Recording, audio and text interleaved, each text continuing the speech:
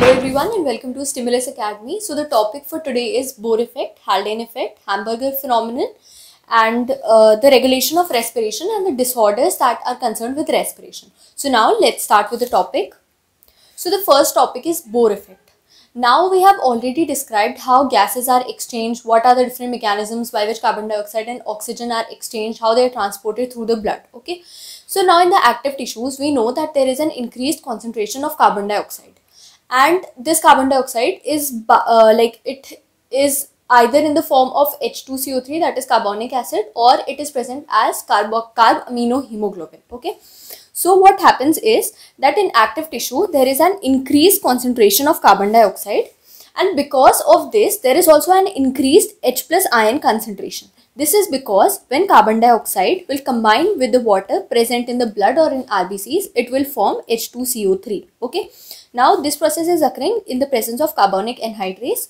Now what will, we know that this step is a reversible process. So what will happen that this carbonic anhydrase will break down H2CO3 into H plus and HCO3 minus ions. Okay, so because of this H plus, we have an increased hydrogen ion concentration in active tissues where there is an increased carbon dioxide concentration. Okay, now because of this, what happens is that we have already seen that for combining of oxygen and hemoglobin, there are some factors that facilitate their combining, and there are some factors that lead to the breakdown of oxyhemoglobin. Okay, so the presence of hydrogen ion and increased carbon dioxide concentration breaks this oxyhemoglobin down. So what will happen is that around the tissues, because of increased H plus and CO2, the oxyhemoglobin present in the blood will break down and it will release oxygen. Okay, so this process is known as Bohr's shift. Okay, the shift of oxyhemoglobin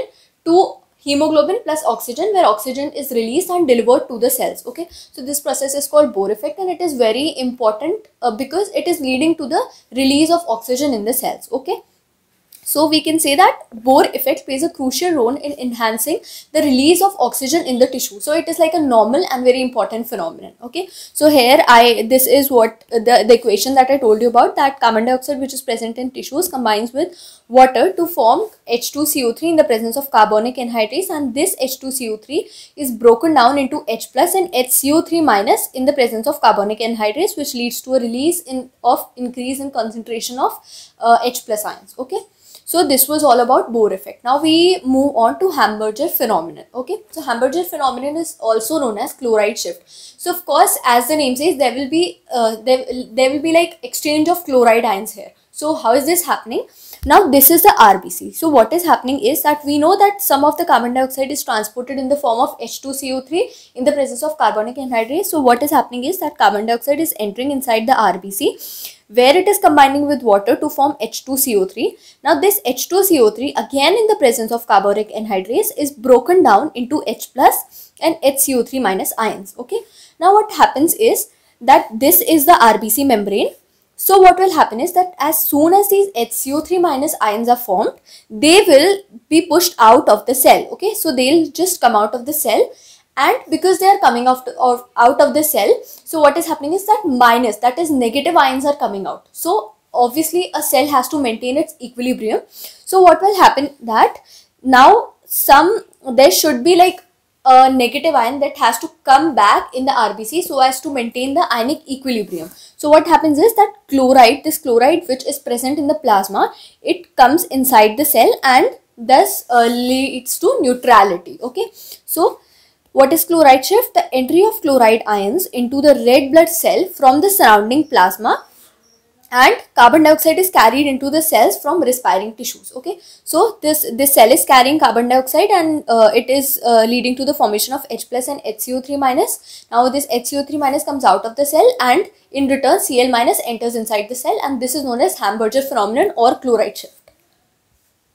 So this was about chloride shift. Now we move on to Haldane effect. Okay, so Haldane effect, you can say that Haldane effect is just opposite to Bohr effect. So what are the differences? The first thing is that Bohr effect was occurring inside the cells, the tissues, okay, and Haldane effect is happening in the lungs, okay. So this is the major difference. Also in Bohr effect, what was happening, that oxygen was getting released from oxyhemoglobin, that is oxygen was getting delivered into the tissue. Here what will happen, that the carbon dioxide that is present in the blood, it will be released into the lungs and then it will be exhaled out, okay. So the diffusion of carbon dioxide in the alveoli of lungs when oxyhemoglobin is formed is called Haldane effect, okay. So there the dissociation of oxyhemoglobin in Bohr effect, the dissociation of oxyhemoglobin was getting facilitated by increased carbon dioxide concentration and H plus ions. Here the diffusion of carbon dioxide, the carbon dioxide that is present in blood, it is getting diffused into the alveoli. So what is like the facilitating factor here? Here it is oxyhemoglobin. So this oxyhemoglobin is leading to the diffusion of carbon dioxide in alveoli, okay. So we can say that it is opposite to the Bohr effect, okay.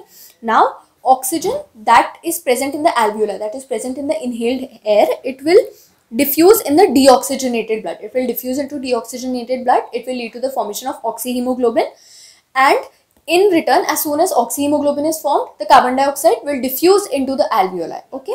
So this is Haldane effect. So how is oxyhemoglobin facilitating this diffusion? Because oxyhemoglobin acts as an acid, okay, it is acidic in nature. So this oxyhemoglobin acts as an acid and release H plus ion. Now this oxyhemoglobin is acidic, so it is releasing H plus ions. Now what is happening is that H plus ions are getting released, so their concentration is increasing in the blood or in the RBCs, okay. Now from this equation we know that already the CO2 that was present in RBCs, it combined with water to form HCO3, and this HCO3 in turn split it into HCO3 minus and H plus. So already there is increased concentration of H plus in the RBCs, okay. So further it is getting increased by the formation of oxyhemoglobin. So what will happen is that according to the law of equilibrium, we know that if the concentration of product is increasing, the reaction shifts backward, okay. So here the reaction will shift backward, leading to the formation of H2CO3, and this H2CO3 will again, this reaction will again go backward, leading to the formation of CO2. So CO2 will get released and oxyhemoglobin will be formed, okay. Now because CO2 will be released in the blood, and so there will be a partial pressure difference, okay. The pressure inside of CO2 inside the blood will be more, and so it will diffuse in the alveoli, and hence it will be expired out, okay. So this is known as Haldane effect. So that was all about the three effects that were important regarding this topic. Now we move on to the regulation of respiration, okay. So now, although respiration is an involuntary process, but to some extent we have the power to maintain and to moderate the respiratory rhythm to suit the demands of the body tissue. That is, if we are exercising, of course the body tissue needs more oxygen and like more energy, so we can increase the rate of breathing. So in this way we are able to regulate the rate of respiration, the rhythm of respiration, okay. So how is it done? This is done with the help of neural system, okay. So now what are the important components that regulate this? So the components of neural system that regulate this include two main factors or two main parts, okay. The first one is a center which is present in the medulla, okay. So from this diagram we can see that there is a center which is present in the medulla, and it is known as the respiratory rhythm center, okay. So it is the part which is primarily responsible for the regulation, okay. So the medulla center, which is also known as respiratory rhythm center, is primarily responsible for the regulation, okay. Now there is another center present in the pons, okay. So this was the respiratory rhythm center. There is another center present in the pons, and this is known as pneumotaxic center. So what does this pneumotaxic center do is, it can moderate the functions of respiratory rhythm center. So this pneumotaxic center controls the functions of respiratory rhythm center, and this respiratory rhythm center then in turn regulates respiration, okay. So now what happens is that neural signal from pneumotaxic center, when signals are produced in the pneumotaxic center, these signals can reduce the duration of inspiration and thereby alter the respiratory rate, okay. So what these signals can do is that they reduce the duration of inspiration, the time for which the person is inspiring. So of course if the duration is reduced, then the breathing rate will increase, okay. So this the signal from pneumotaxic center reduce the duration of inspiration. Okay, now these are the two centers, which neural centers, which are present in medulla and pons respectively. Okay, now there is another center which is known as chemosensitive center. So as the name suggests, chemosensitive, so of course it will be sensitive to a chemical. Okay, so this chemosensitive area is sensitive to carbon dioxide and hydrogen ions. Okay, so please pay attention here that it is not sensitive to oxygen concentration, it is sensitive to carbon dioxide and hydrogen ions. Okay, so this, where is this area located? It is located adjacent to the rhythm center. Adjacent to the rhythm center, the respiratory rhythm center that we studied, that was present in medulla. So adjacent to that center is present this chemosensitive area. Okay, so it is sensitive to carbon dioxide and hydrogen ion concentration. Okay, so increase in the concentration of this carbon dioxide and hydrogen ions activates this chemosensitive area, and this chemosensitive area then sends signal to the respiratory rhythm center, which is present in the medulla just adjacent to it, and this respiratory rhythm center then makes necessary arrangements to alter the respiratory rate according to the need of our body. Okay, now we have studied two neural centers, that is one was pneumotaxic center and the other was respiratory rhythm center, and one chemosensitive area just adjacent to the rhythm center. Okay, apart from these, there is another chemosensitive area that is not located in the neural system. It is a part of our aortic arch and carotid artery, so it is present there, and some receptors are present on this aortic arch and carotid artery. So what is the function of these receptors? These receptors, these are sensitive to changes in the carbon dioxide and hydrogen concentration that are occurring in the blood. Okay, so again pay attention that there is no mention of oxygen here. So these are sensitive to carbon dioxide and hydrogen ion concentration, and when they sense this, they make necessary arrangement, they send signal to the neural centers and they make necessary arrangement to alter the respiratory rhythm according to the need of our body. Okay, now as I have already told you that there is no role of very little role of oxygen concentration in the regulation of respiratory rhythm center. Okay, now this is a short diagram which is summarizing all the points. So involuntary regulation, we have that of two types. So first one is neural regulation, which included the pneumotaxic center and respiratory rhythm center. The other is chemical regulation, which occurs with the help of receptors in aortic arch and carotid artery, and the chemosensitive area present adjacent to the respiratory rhythm center. Okay, so this was center in pons, then medulla. Okay, so this was all about the regulation of respiration. Now after that we move on to the disorders of respiratory system. Okay, so in NCERT just 3 disorders have been mentioned, so we will be discussing about them only. The first one is asthma. Okay, so asthma is the difficulty in breathing. We know that asthma is very common, you might have seen many people, so you already know what asthma looks like. Okay, so it is a difficulty in breathing caused by wheezing. What is wheezing?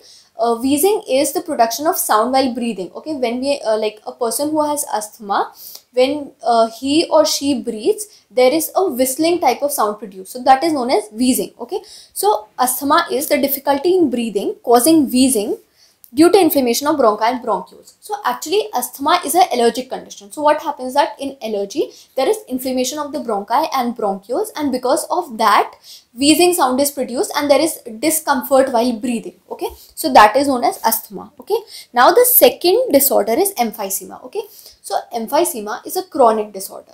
So what does chronic means? Chronic means that it has been occurring from a long time. Okay, there are two words. The first one is acute and then chronic. Okay, so these are used to describe any disease. Acute is that it is a short term.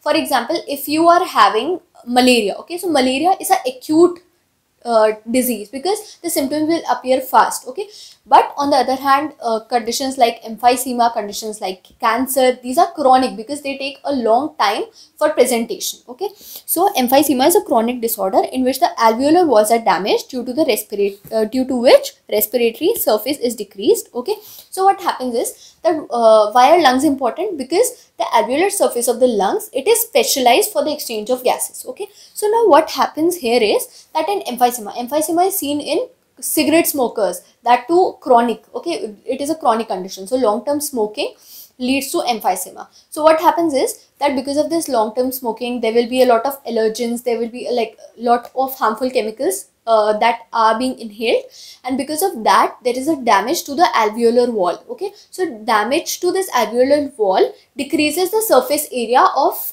exchange. Okay, because alveoli are specialized for this exchange, so a modification in this the alveolar surface leads to a decrease in the surface area, and because of that like this condition is known as emphysema. Okay, so pay attention that alveolar walls are damaged and cigarette smoking is the major cause. Okay, so now the third disease is occupational respiratory disorder. So as the name says, they will somehow be related to the occupation of the person. Okay, so like if you think about it, it is most commonly found in coal miners, people working in glass industries, in silicon based industry, in asbestos based industries. So what happens there is that there is a long term, it is also chronic condition, there is a long term exposure to like coal, to dust particles, to glass particles, to silicon fibers, to asbestos fibers, and because of that what happens is that if you are continuously inhaling it, so the body will react to these foreign chemicals and there will be inflammation, and because of this inflammation what happens is that the body now tries to heal itself.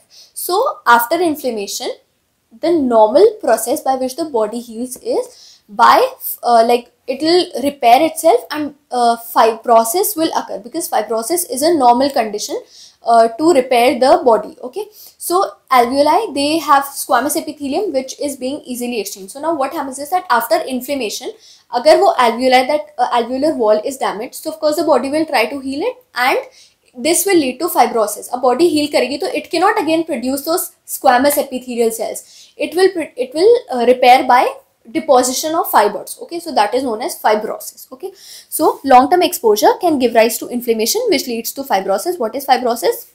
Proliferation of fibrous tissue. So the epithelial will not come back. What will happen is that the repair will occur with the help of fibrous tissue, and this can lead to serious lung damage. And to prevent it, what is a preventive measure? That like workers in such industry should wear protective masks. Okay, so that was all for the topic today, and I hope that you understood the topic well. Thank you.